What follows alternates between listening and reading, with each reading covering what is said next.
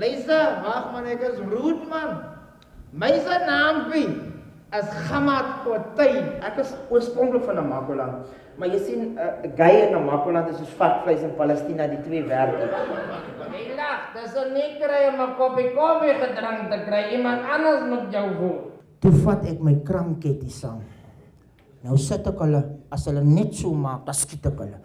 Dan sit hulle so, as hulle waar weet wat. Moet jy actually hy mic afwas so in my drankie, sit hem aan.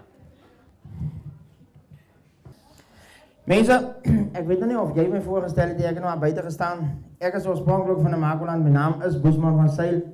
En ongelukkig is al hierdie kreature wat julle net hier gesien het, 2 van 13 wat aan my vasjaag. Ek pat hom. Hierdie kaas op myne is was nie. Dit werk mos nie so nie, mens vra mos eers die pa.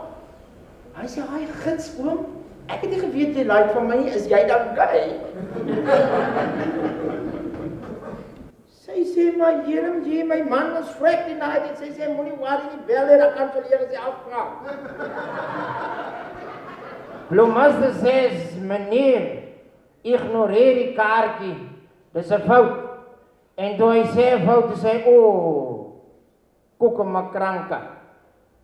Nou is daar iemand by 'n begrafnis wat staan, "Geluk met jou nuwe liggaam." Ja, man.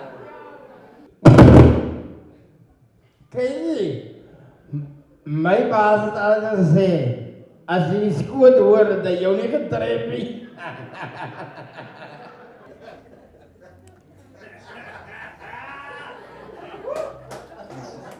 Daai oom het hom gevang. Oom. Hy lag lek. Tannie, skuif net daai bottel 'n bietjie uit, dit maak hom seer. Julle verstaan nie. Julle ken nie my broer soos ek hom ken nie. Hy ken 'n korpad.